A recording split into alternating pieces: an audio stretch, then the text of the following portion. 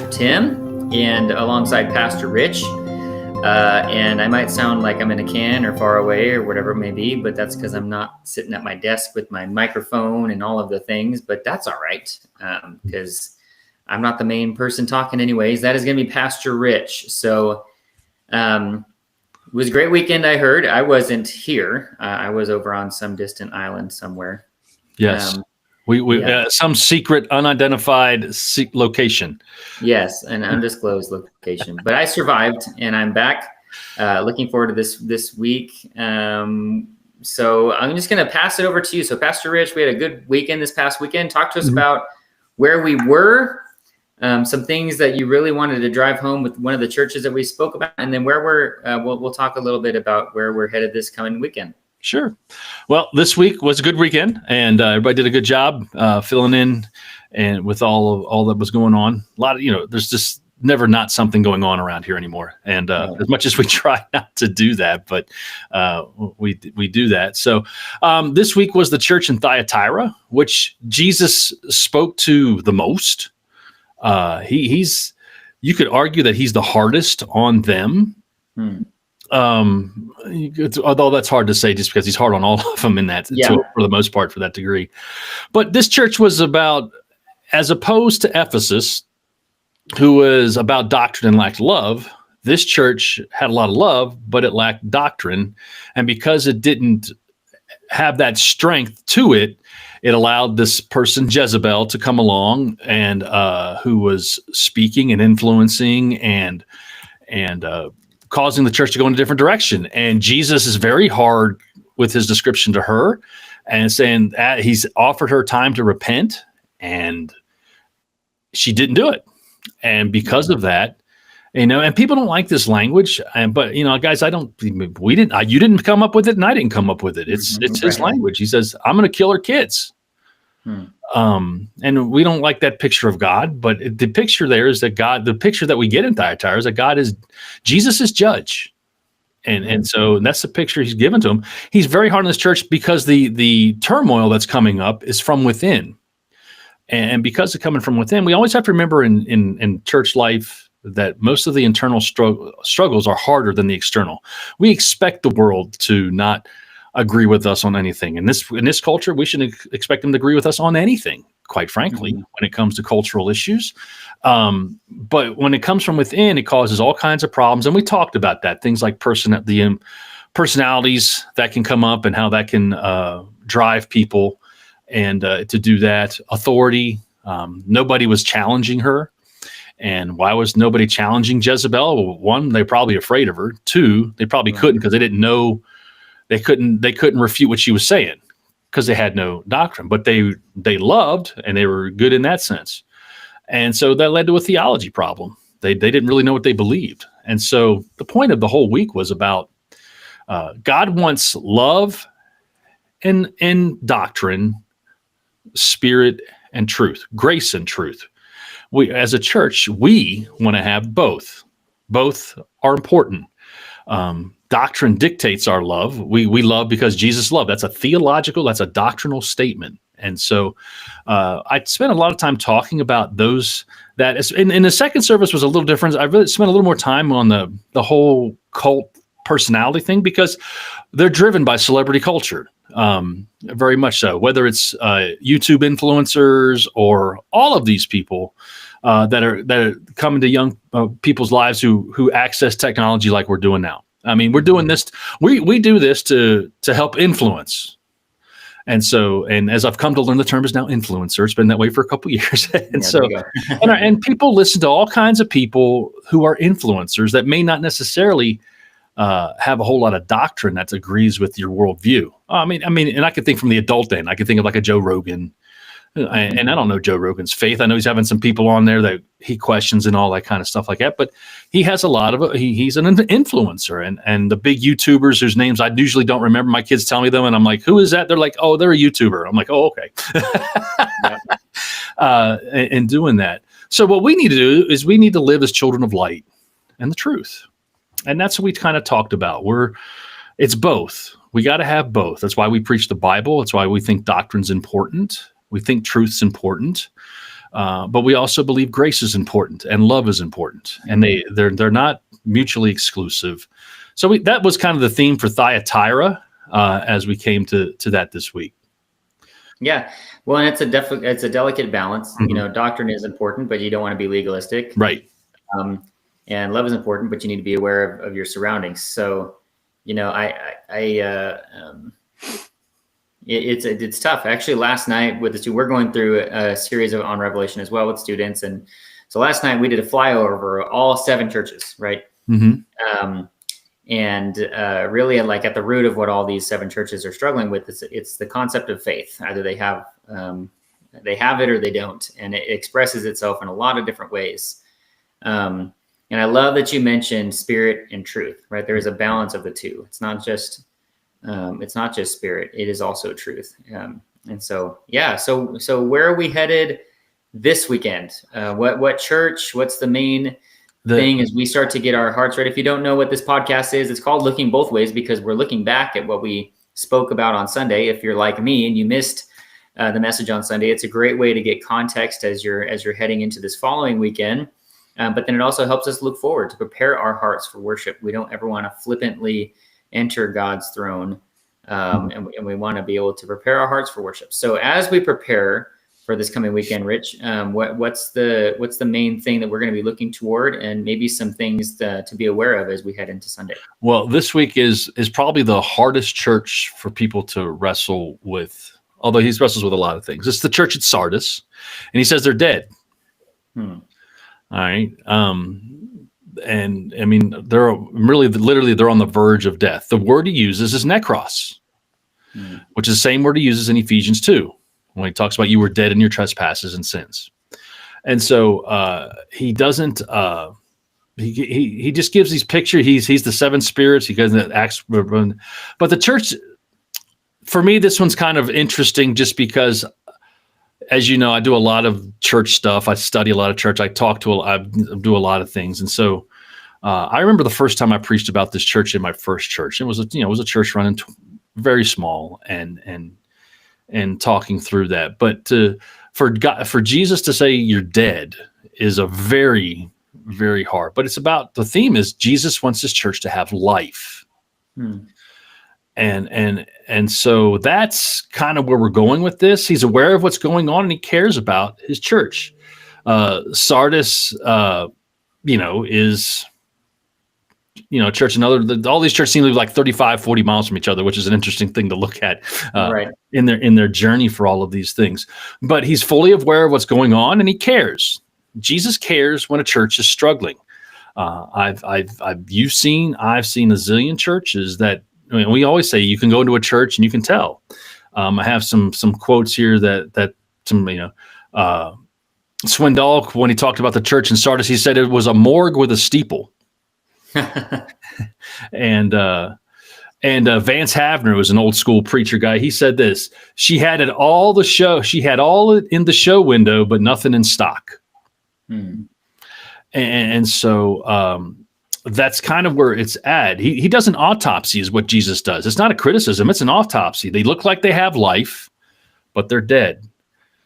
Now, I've been in a lot of churches in my day where it looks like a whole lot's going on, but ain't a whole lot of anything happening. And so I'll spend a few minutes trying to talk about that in the life of the church and walking through those things, because people often don't know where they're at spiritually, or they don't know where that is. And I want to try and be a little more, because we all struggle with this. There are times in our lives when we just feel spiritually, for lack of a better way of saying it, dead, void, empty, whatever that may be. And so he tells the church to wake up. He gives them 5 commands. They're the general same one. He says, wake up. He says, be alert. It's literally wake up. You need to be aware of what's going on around you. Yeah. Strengthen what's left, which implies there's life. Okay, there's something there to work with, and that literally means firm it up. So it's the pictures like me, flabby me, and God saying you need to go to the gym and firm it up. Yeah, start that spiritual exercise. Yes, and so for us, what does it mean? We got to remember that outward religious activity doesn't mean love and devotion to Jesus. And then what happened in Sardis can happen to any church. Mhm. And so, and I kind of close out with this, and I'll just close with this thing, because I want us to be personal. We need to look at our own hearts. We got to live out our own faith, and we got to look at these things. But I go back to what we named our church. A few years ago, we went through the name change. We named our church Living Hope Church. Living Hope Church.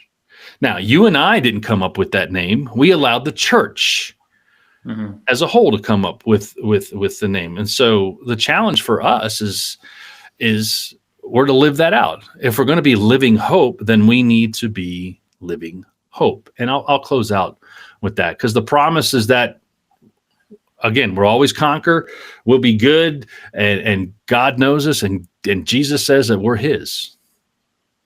And that's the thing. But living, I was as I was doing this one the other day, and I was just like, man, we call ourselves Living Hope. We want to have life in our church. Yes. Now, that gets people in trouble sometimes, right? Because some people don't know what that looks like in church, because we have our own stereotypes and things. And I think sometimes in our world, our little tribe world, we get so caught up in fear of enjoying God's presence because it's perceived as unholy or disrespectful. And I'm like, I don't think Jesus is asking us to do that, but he is asking us to look like we have a pulse when it comes to our relationship with him. And so that's where this week is about.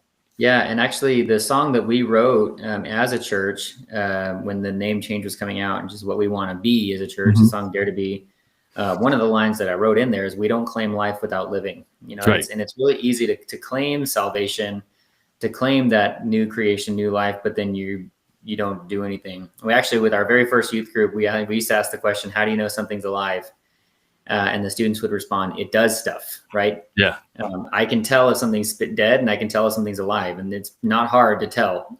And so thankfully there is a pulse, and we don't have to stay that way, because we do have life, and Jesus wants us to live that life abundantly. So, in fact, that's what you just said. I opened the message with, churches are organisms; they're not organizations. Yes, yeah, it's living and active, and it has a mission, and you can't live out a mission if you're dead. So, one thing that I'd like to share, just for you parents that are out there, what's really neat is you're going through a series on Revelation. So are we.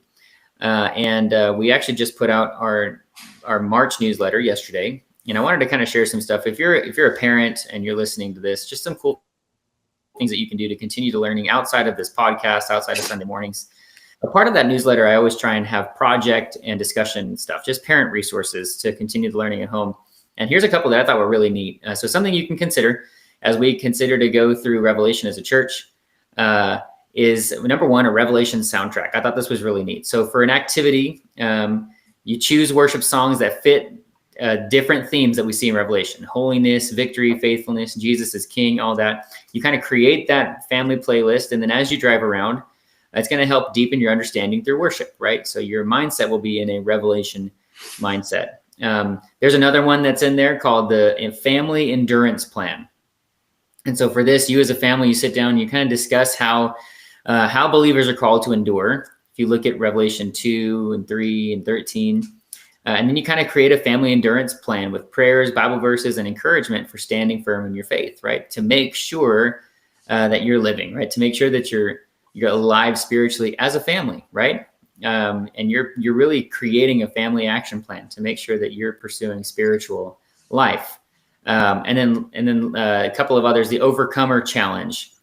Revelation 3:21, to the one who overcomes, I will give him the right to sit with me on my throne. And so with this one, you actually create a daily or weekly Overcomer Challenge, right? Where the family members practice spiritual endurance, and you write down the things that are going to be tough in that coming week. And you write down an action plan of how you as a family can overcome, whether it's praying for someone who hurt you or who may be hurt, memorizing a Bible verse, whatever, resisting temptation, things that are coming up that you need help overcoming. And then you come together as a family and you do that. And then the last one, this is really fun, is just a heavenly perspective gratitude wall. Revelation 21:4 says, God will wipe away every tear from their eyes. And so for this, you dedicate a wall or a bulletin board to gratitude. And each day you write something you're thankful for, especially things that remind you of God's ultimate victory. So that way you can have that endurance by focusing on what we're supposed to be staring down, which is that future place, that future spot of eternal life with him. So just some encouraging things for families to kind of consider it, to take the learning outside of a Sunday morning and maybe even practice it in your home. Hope that's helpful to you all. I like the playlist one. I'm gonna have to get on that one with mine.